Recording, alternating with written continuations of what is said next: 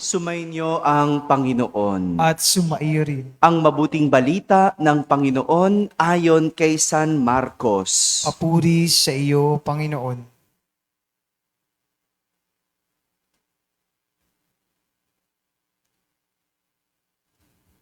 Noong panahong iyon, nakita ni Jesus ang napakaraming tao.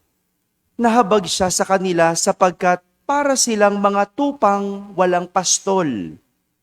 At sila'y tinuruan niya ng maraming bagay.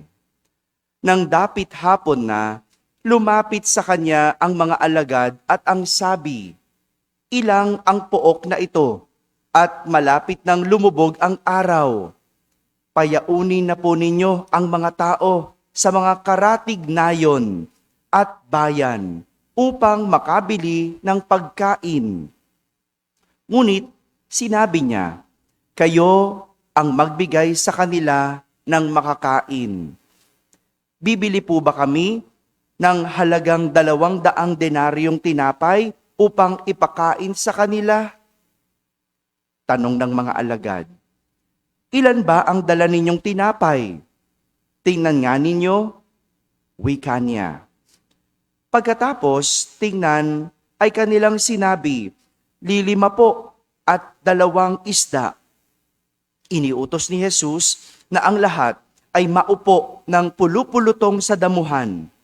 Kaya't naupo sila ng manda-mandaan at 5-50. Kinuha ni Jesus ang 5 tinapay at 2 isda.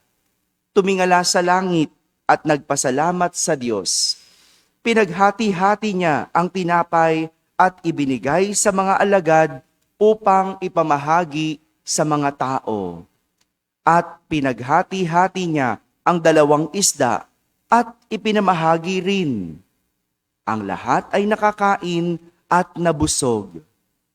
Nang tipunin ng mga alagad ang lumabis na hati-hating tinapay at isda, nakapuno sila ng 12 bakol.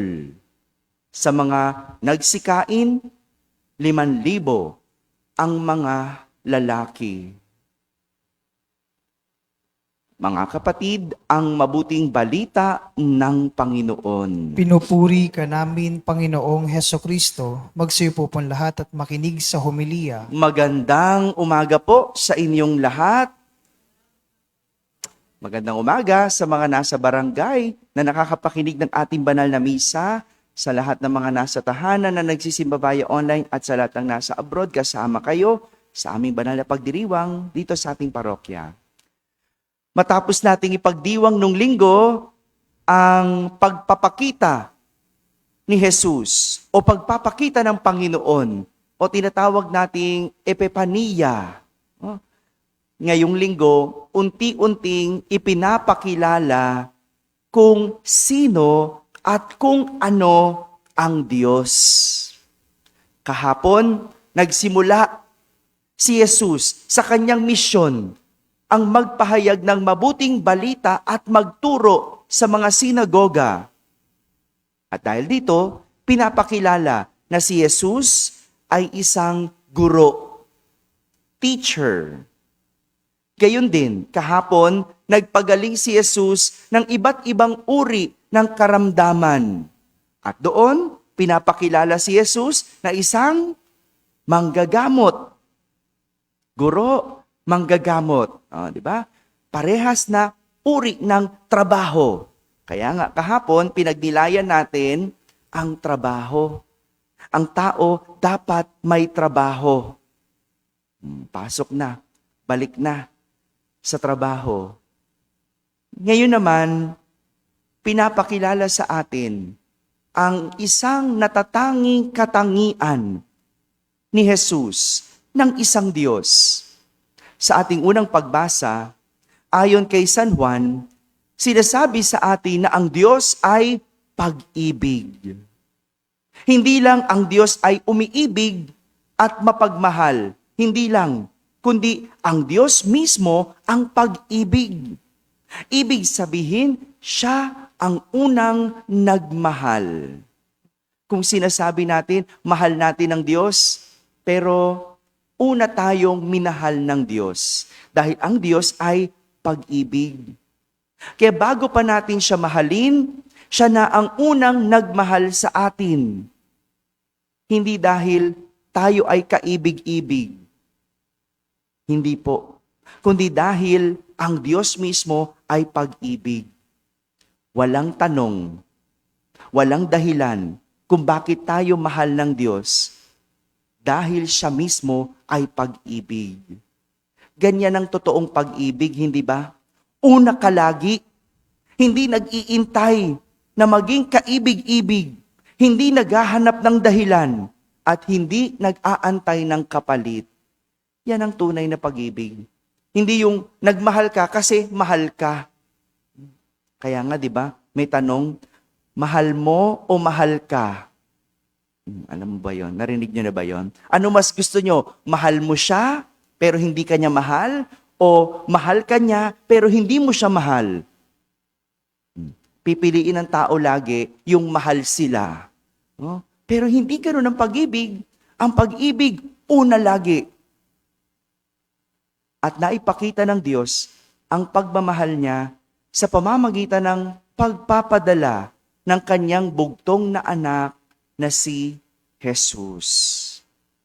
Sa ating ebanghelyo, ipinapakilala naman at ipinapakita ni Jesus kung paano siya magmahal. Hindi niya inantay ang mga tao na magsabi na sila'y nagugutom. Tama? Hindi nagsabi yung mga tao. Si Jesus mismo ang nakaisip na sila'y gutom. Si Jesus mismo ang nakaisip kung anong kailangan nila noong mga oras na yon. Hindi niya inintay ang mga tao na humingi. Siya na mismo ang nangunang magbigay. Siya na mismo ang unang gumawa ng paraan at nagtanong sa kanyang mga alagad, ilang tinapay ang meron kayo? Ganyan ang pagmamahal ng Diyos. Una, ang tao lagi. Hindi mo kailangan magsabi, hindi mo kailangan manghingi o maghanap dahil ibibigay niya kung ano ang iyong kailangan. Ibibigay niya kung ano ang iyong kailangan. Madalas lang ang tao mapanguna. Hello? Di ba mapanguna tayo? Iniisip agad natin kung ano ang ating kailangan, pero ang Diyos ibibigay kung ano ang iyong kailangan. Hindi ba gano'n naman talaga ang tunay na pagmamahal? Dapat ikaw ang nauuna. Ikaw ang unang magpatawad. Ikaw ang unang magbigay. Ikaw ang unang lumapit. Ikaw ang unang magpasalamat. Ikaw ang unang magsalita. Hindi ka na dapat nag-iintay. Ikaw ang unang kikilos at ikaw ang unang magpaparamdam ng pagmamahal. Ganyan ang totoo at tunay na pagmamahal. Laging una. Ganyan ang Diyos.